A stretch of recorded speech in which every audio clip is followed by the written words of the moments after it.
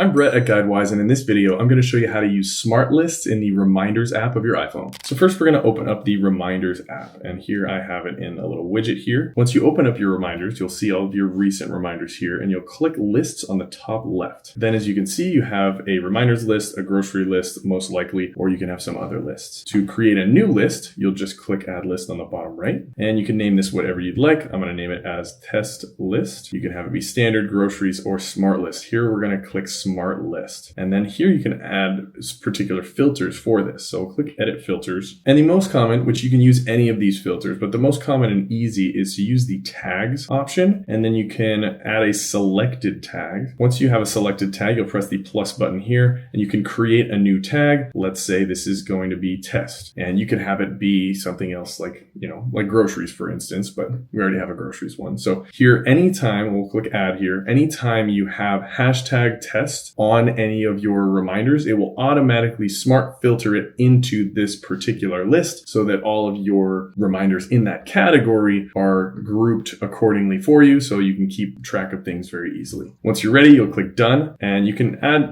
icons in different colors here. We'll just click done here as well. And now we have our test list. So anytime we have a reminder that has that particular hashtag, it is going to automatically go on this list. Now your smart list is all set. If you found this helpful, don't forget to like and subscribe for more.